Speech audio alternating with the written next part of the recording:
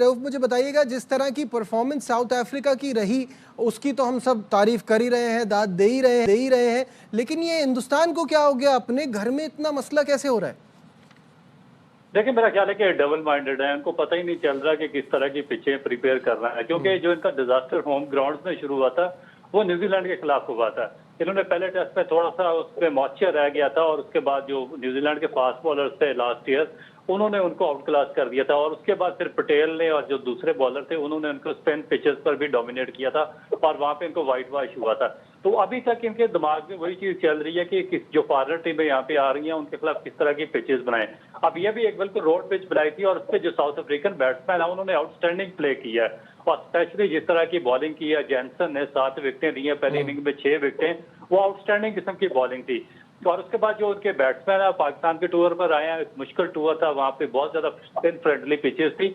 यहाँ पर वो खेलकर बहुत ज्यादा सीख कर वहां पे गए हैं और उनको एक्चुअली हैंडल करना आ रहा है कि स्पिनर्स को किस तरीके से खेलना और किस तरीके से स्कोर करना है। दूसरी तरफ जो इंडियन बैट्समैन है वो बिल्कुल डबल माइंडेड है। उनको नहीं पता है कि हमने रोकने के लिए जाना है, किसको स्ट्राइक करना है, किसको डिफेंस करना है। इवन स्पिनर को जो छोड़े, वो मार्को जॉनसन की जो शॉर्ट ऑफ लेंथ बॉलिंग थी उसको भी समझने में कंप्लीटली नाकाम रहे और उनके कई बैट्समैन उनके जाल में ट्रैप होते गए और अभी तक उनके जो मेजर बॉलर है रबादा वो भी नहीं खेल रहे।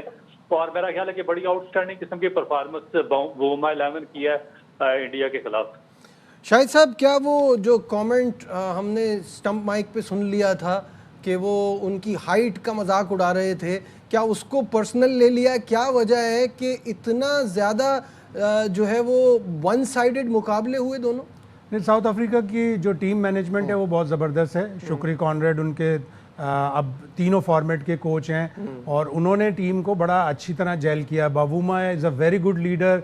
जिस तरह उन्होंने टीम को जेल किया, ऑल्दो के वो पाकिस्तान की दोनों टेस्ट मैच मिस किए थे उन्होंने इंजरी की वजह से, वो इंडिया गए, साउथ अफ्रीका एक ही तरफ से मैचेस खेले, वहां पे अपने आप को स्पिन के ऊपर हम आहंग किया। और जब टीम में नेगेटिव अप्रोच के साथ जाती हैं कि पिच को आप करें, 9 लगातार मैच इंडिया ने 2023 के ओडीआई वर्ल्ड कप में जीते, फाइनल में वो इस पीछे लग गए, नहीं हमें ऐसी पिच चाहिए, हमें वैसी पिच चाहिए। जब वो पिच मिली उनको तो उनके बैट्समैन भी उस पर नाकाम हो गए।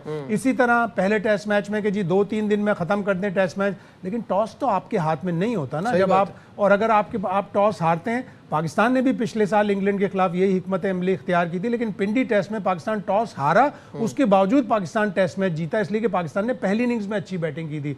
तो यहाँ पे इंडिया की टीम पहली इनिंग्स में भी 201 पे आउट हो गई, दूसरी इनिंग्स में 140 पे आउट हो गई, टॉस हार गए। वो टॉस बड़ा क्रूशल था। यहाँ पे उन्होंने पिच इस तरह की बनवाई थी कि 1.5-2 दिन अच्छा खेले, बैटिंग अच्छी हो, लेकिन टॉस तो आपके हाथ में नहीं होता ना। आप टॉस हार गए, आपने साउथ अफ्रीका को अलाउ किया, 489 रन बना लिए। तो इस शिकस्त में भी इंडिया की पाकिस्तान का हाथ है। पाकिस्तान ने इतना मैच्योर कर दिया उनके प्लेयर्स को, उनको तैयारी मिली, मुथु सैमी को तैयार करके 89 भेजा, उसने 100 कर दिया। मार्को जॉनसन को सेकंड टेस्ट में पाकिस्तान ने तैयार किया वहां, और साइमन हार्मर तो पिंडी टेस्ट के बाद कह के गए थे कि मैं यहाँ पे इतने अच्छा मैंने डेवलप हुआ हूं मैं कि मुझे यकीन है कि इंडिया की टफ कंडीशंस में भी मैं अच्छी बॉलिंग कराऊंगा, और उन्होंने पूरा कर दिया वो साथ। लेकिन रऊफ, जो शाहिद साहब बात कर रहे हैं ये तो बात है, साथ साथ एक आपकी नेगेटिव अप्रोच ये भी है ना कि आप क्या सोच के ये टीम आप खिला रहे हैं। टू मेनी ऑलराउंडर्स, ये कोई लिमिटेड ओवर्स की तो सीरीज नहीं है। फिर आप नीतीश कुमार रेड्डी का क्या रोल है वहाँ? कप्तानी बहुत ही मुझे बहुत एवरेज नज़र आई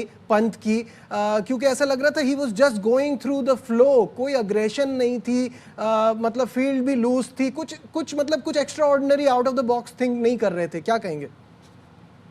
देखिए, मेरा ख्याल है कि काफी ये सीजन है, उनको सीखना चाहिए, क्योंकि बड़ा अर्सा इन्होंने उनके साथ क्रिकेट खेली है, विराट कोहली के साथ, रोहित शर्मा के साथ, और बहुत ही क्लेवर कैप्टन रहे हैं रोहित, स्पेशली जो कोहली थे।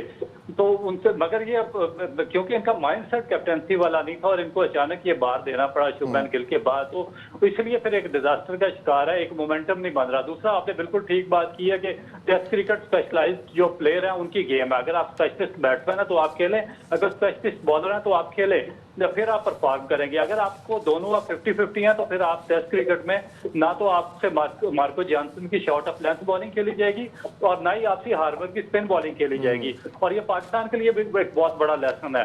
और जो थर्ड चीज बहुत ज्यादा इंपॉर्टेंट है कि जब आपके दिमाग में ये पिचेस वगैरह की बातें चली जाती हैं तो फिर आप इस बमर से निकल नहीं सकते हैं। तो आप देखें कि पाकिस्तान भी इसी में ट्रैप है इंडिया की क्रिकेट भी अब इसी में फंसती चली जा रही है। दूसरी तरफ अगर आप जो टॉप क्रिकेट बोर्ड है, ऑस्ट्रेलिया है, साउथ अफ्रीका या न्यूजीलैंड, इंग्लैंड है, उनकी आप अगर पिचेस की बिहेवियर देखें तो वो 50 साल से एक ही, हमें पता है कि पर्थ की पिच ने क्या बिहेव करना, मेलबर्न में क्या होगा, सिडनी में किस तरह बिहेव होगा, और जो इंग्लैंड की पिचेस है डिफरेंट, वो किस तरीके से बिहेव करेंगी। तो जब हम डिपेंडेंट हो जाते हैं इन चीजों पे, वेदर के, एटमॉस्फेयर के, पिचेस के, ग्राउंड के, तो फिर हमें धूल चाटनी पड़ती है अपने होम ग्राउंड में और सही है, क्राउड के ठीक है। सामने।